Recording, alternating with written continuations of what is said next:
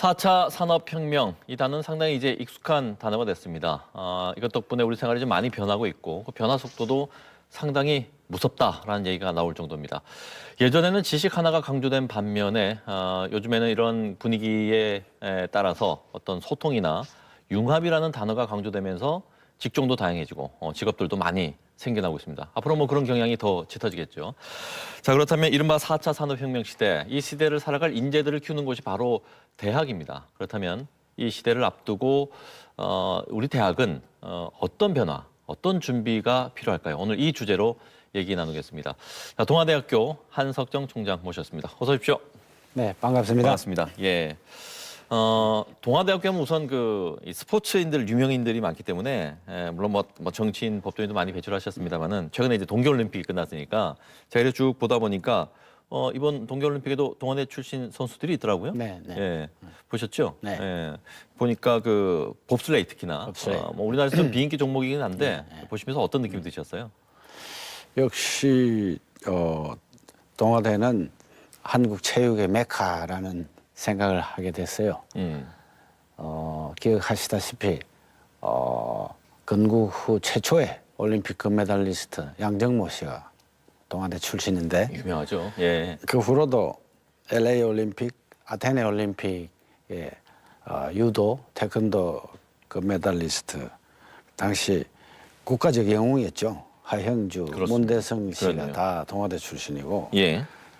뭐 아마추어뿐만 아니라 프로 세계에서 뭐 쟁쟁한 인물들이 나왔죠. 우리 대학의 예술체육대학의 그 동아대 체육의 전당이라는 걸 만들어 놨는데 네. 언제 한번 와 보시면은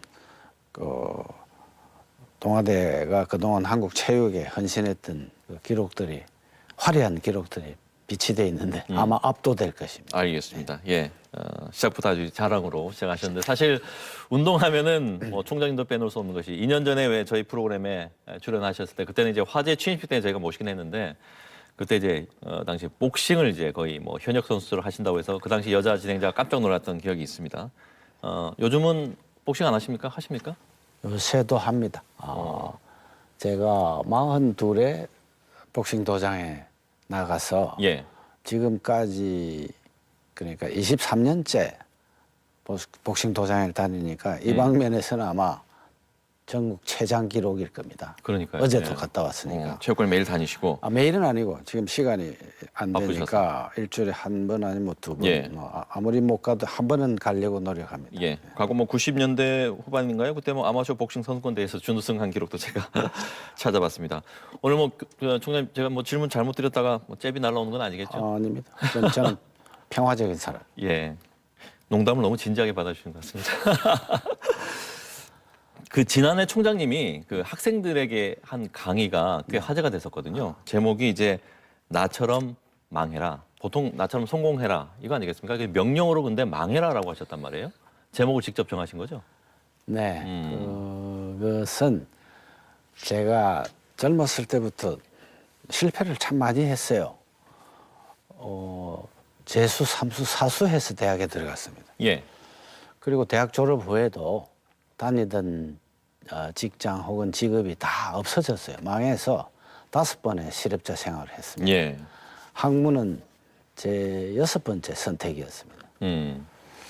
그리고 방금 말씀하신 대로 늦게 복싱을 시작했는데 기록은 40, 50대 때 나이를 속이고 출전했는데 예. 기록이 1승 2패인데 1승도 부전승. 그러니까 싸워서 이긴 적은 없어요. 그런데 복싱이라는 것은 맞고도 일어서는 것. 그렇죠. 패배 후에 재기하는 그런 중요한 교훈을 주죠. 예.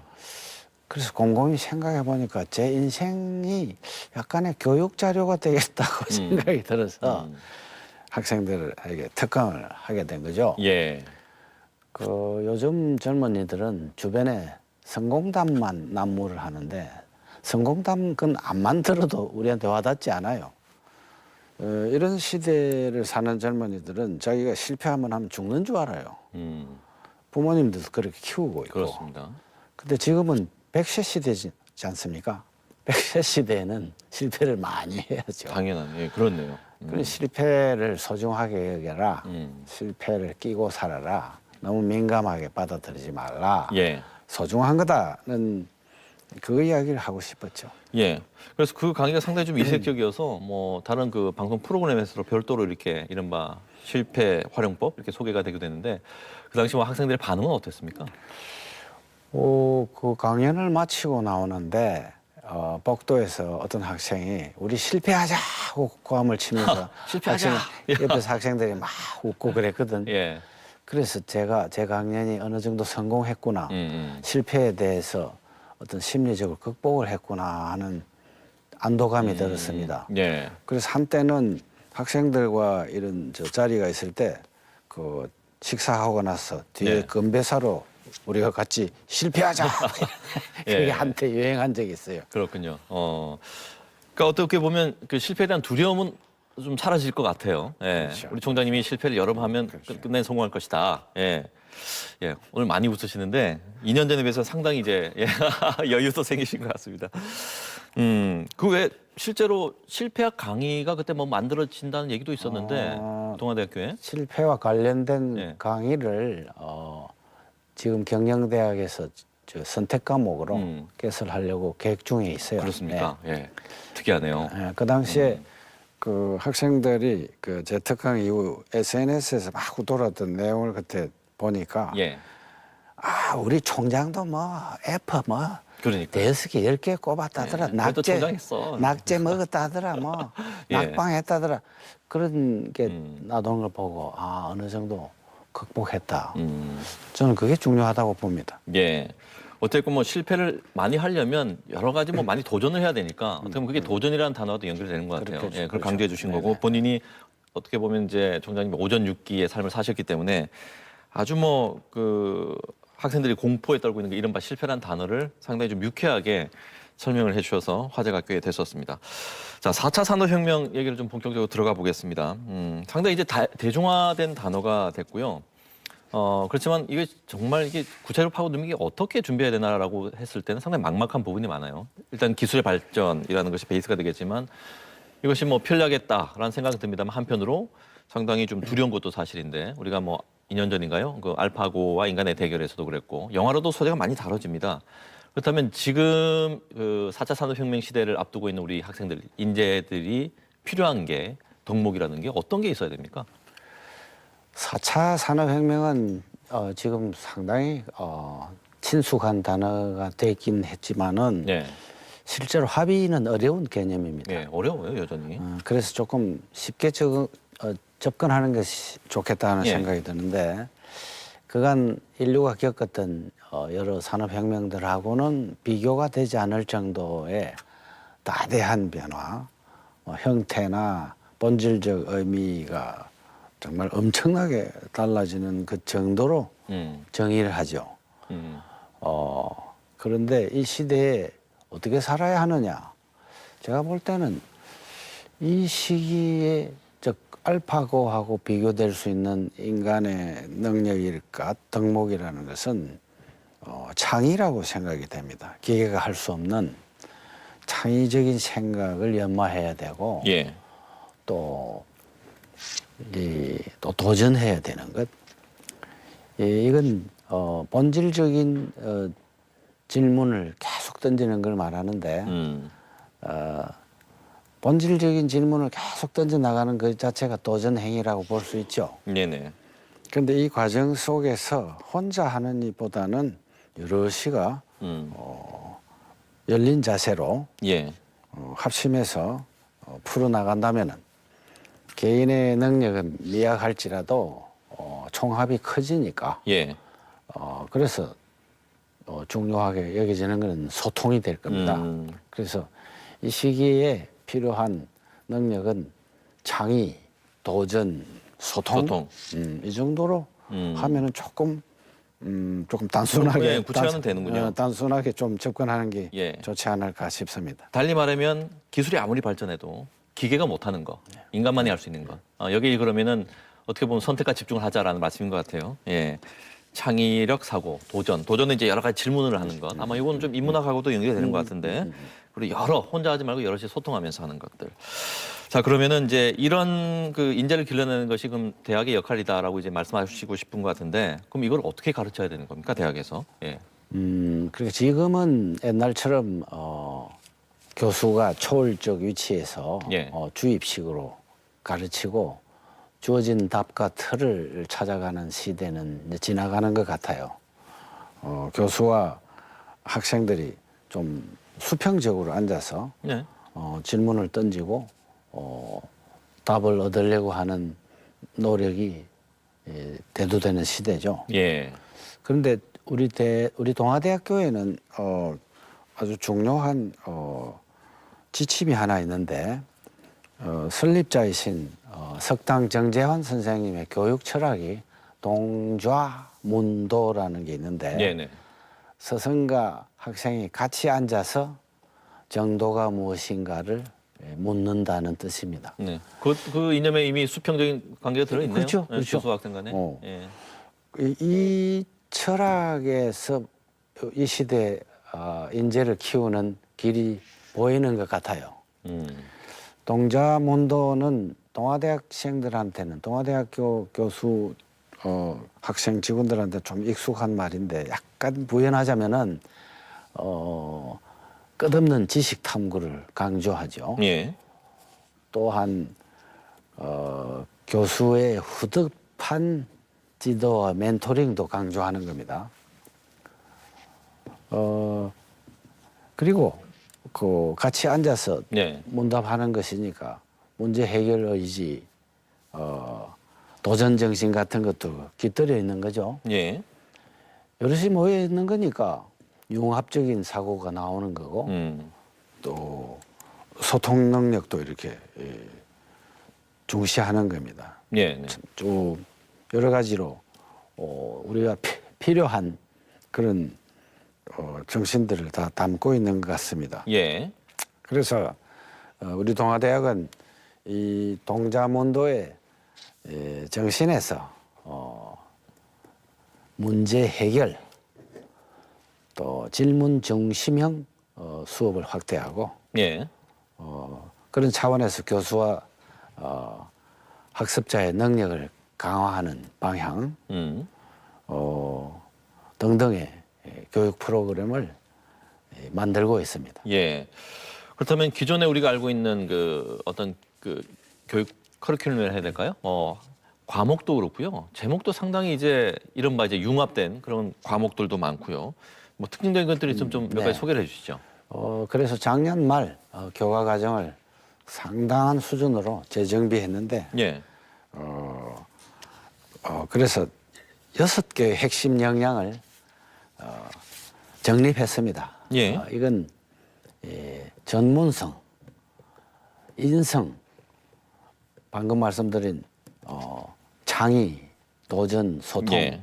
그리고 국제화와 지역에 대한 관심, 글로컬 이 6가지를 핵심 능력으로 정립했습니다. 예. 이걸 구체적인 교과 과정 개편을 통해서 실현하려고 하는 건데 전공, 교양, 비교가 크게 세 분야에서 예컨대 교양의 경우는 올해부터 네. 자기 주도 능력, 소통 능력, 융복합 능력 등등을 강화하는 이런 실험을 시작했고요. 전공의 경우는 이 다전공 제도 하나만 하는 거예요. 예, 하는 것이 아니라. 예. 그리고 이제 융복합을 이렇게 확대하는 거죠. 그리고 자기 설계, 연계 전공 등을 확대시키고 예. 자기 중심적인 교육 방식입니다. 그리고 국내외 현장을 찾아다니는 현장 실습을 확대하는 이런 길을 열었고요. 재밌는 것은 네. 도전 학기제라는 것인데 뭡니까? 이건 창의적인 대외 활동을 그러니까 여럿이 이런 어떤 재미있는 사회적 주제를 갖고 이걸 예. 의논하고 해결하겠다 하는 그걸 보고 학점을 인정하는 겁니다. 그러니까 그 대외 활동이라면 학교 밖에서 바깥에 이루어지는 일반적인 활동을 예. 학점을 준다. 자유로운 토픽으로. 예. 그래서, 신선하네요. 여러 가지 제안이 있고, 네네네. 그래서 지금 이미 시행하고 있습니다. 뭐 아주 쉬운 보기는 뭐 부산의 교통 시스템을 네네. 어떻게 바꾸는 게 좋을까? 여러 학생들이 이걸 고민한다면은 그 고민하고 해결해가는 과정을 어쨌든 학점으로 인정해 주는 거죠. 예. 그래서 말씀하신 그런 6개 그 핵심 역량들을 갖출 수 있는 학생들을 키우기 위해서 올해부터 어떻게 보면 원년이 되겠군요. 그런 커리큘럼으로 진행이 되는 것이고. 앞서 이제 개교 72주년이라 말씀하셨는데 오랜 역사만큼이나 정말 인재들이 많고 뭐 일일이 열거하지 않아도 뭐 많은 분들 알고 계실 것 같습니다. 동문단 그러면 한 20만 명이 20만, 넘죠. 네. 예. 그래서 이 동문의 어떤 그 저력이라고 해야 될까요? 이것도 상당히 그 동아대 입장에서 파워가 될 것 같은데 타 대학과 어떤 비교 우위에 있는 점이 아마 이런 부분일 것 같아요. 네. 예. 어떤 것들이 있을까요? 동아대는 우선 로스쿨과 의과대학 그리고 심뇌혈관센터를 세 개를 동시에 갖춘 동남권 유일의 대학입니다. 예. 그리고 72년의 역사와 20만 동문 등 막강한 동문 파워를 갖고 있죠. 이건 정말 다른 대학에서 따라오기 힘든 부분인데 예. 박관용 전 국회의장, 조무재 대법관 등 정계, 관계, 법조계의 중요한 인물들을 많이 배출했죠. 아까 말씀드린 스포츠는 차치하더라도 예. 그리고 또 재계에도 막강한 인맥들이 있죠.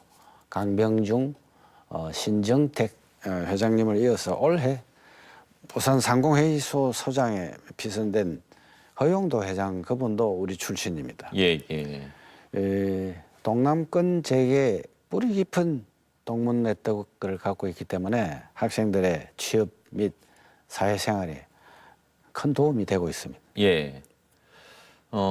그런데 이제 전체적으로 이제 어떻게 지역 대학의 어떤 문제점 이거 좀 얘기를 해보고 싶은데 뭐 수도권 집중 현상도 있고 또 학령 인수가 감소하다 보니까 학생들이 해마다 좀 주는 문제 이게 뭐 공통적으로 지역 대학들이 갖고 있는 문제입니다. 그래서 어떤 그런 과정에서 뭐 학과의 통폐합 문제라든지 이런 거는 이제 사실 좀 오래전부터 이제 해결할 숙제지만 쉽게 해결하지 못하는 숙제이기도 한데 이른바 지역 전통 사학의 쇠퇴 이런 부분에서는 고민을 많이 하셨을 겁니다. 예. 나름대로 어떤 대처 방안을 지금 갖고 계신지 이거 좀 궁금한데요. 언제부터인가 전국적으로 고등학생들이 지역의 대학들을 외면하고 수도권에 사실 듣도 보지도 못했던 대학들로 마구 무작정 상경하는 일들이 벌어졌습니다. 서울의 수도권에 있다는 이유만으로. 예. 그런데 새 정부 들어서 취한 취업 관련 정책. 근데 최종 졸업 학교를 안 보고 네. 토익 점수도 이렇게 지우는 블라인드 테스트는 예. 참 바람직한 건데 네네네. 인성이라든지 잠재적인 능력만을 본다고 할 때 그건 참 바람직한 겁니다. 우리 동아대학은 특별히 그런 곳에 그런 쪽으로 주력해서 인재들을 키우고자 합니다. 예. 근데 그간의 그 어려움은 무엇보다도 많은 대학들이 안고 있는 문제인데 약 10년간 정부가 등록금을 동결했기 때문에 대학들이 겪는 재정난은 심각합니다. 네네네. 국립대학이야 정부가 재정 지원을 해주니까 도산이라는 건 없지만은 사립대학은 재정적으로 독립해야 되고 그뿐 아니고 정부의 평가 예. 그리고 정부 지원 사업에 또 합격하기 위해서는 여러 가지 그 지표를 맞추어야 되기 때문에 그러니까요. 그게 또 상당한 경비가 듭니다. 예. 그런데 크게 보면은 이 지역 명문 사학들이 공헌했던 교육의 다양성, 역동성이라는 게 있습니다. 국립대에 퍼붓기만 한다. 수도권만 육성한다면은 지역 사회는 지역이라는 건 사장됩니다. 공동화됩니다. 예.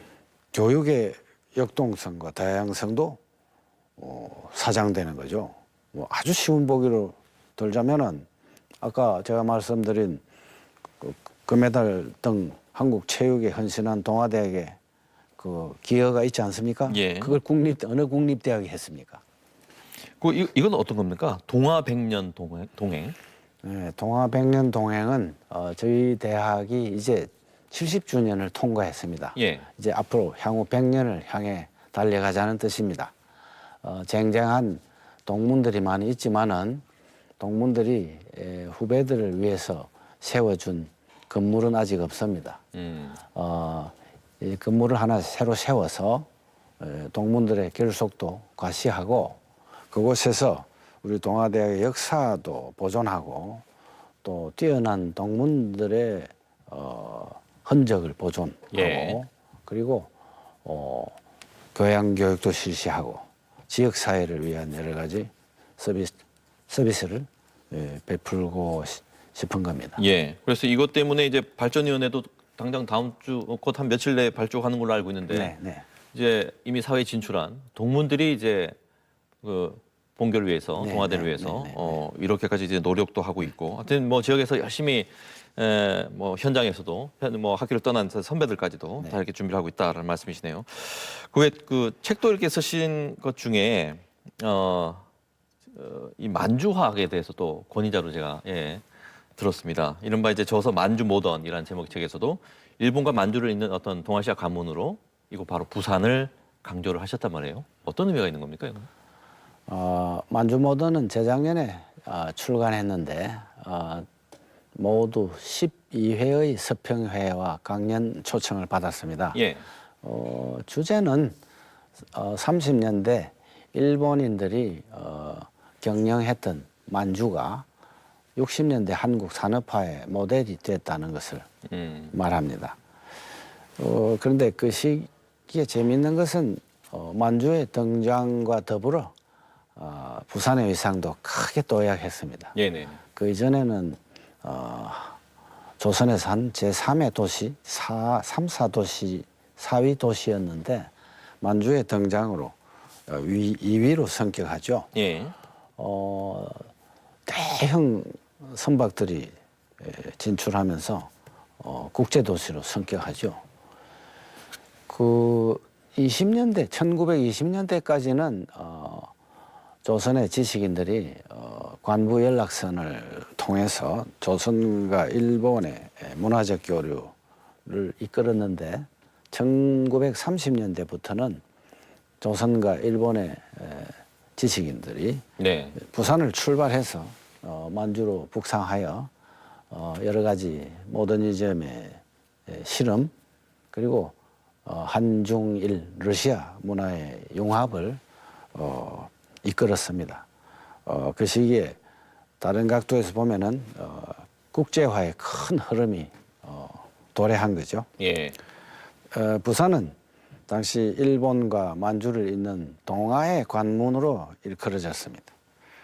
저는 믿어 의심치 않는데 21세기는 바로 동아시아 시대로 봅니다.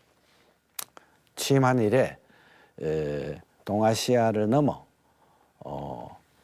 동북아시아를 넘어 동남아 태평양 회교권으로 진출을 천명했습니다. 여기는 두 가지의 뜻이 담겨 있는데 하나는 우리가 가난할 때 많은 나라들로부터 원조를 받았습니다. 근데 이제는 거꾸로 개도국의 교육, 경제, 기술적 조력을 베풀어야 할 때가 된 겁니다. 예. 두 번째는 우리의 시선이 지나치게 꿈이 중국, 일본 등 북쪽에 꽂혀 있었는데 세계 인구 2할 이상을 차지하는 회교권으로 동남아 회교권으로 시선을 돌려야 합니다. 그런 뜻으로 제가 동남아 태평양 환태평양 진출을 천명한 거죠.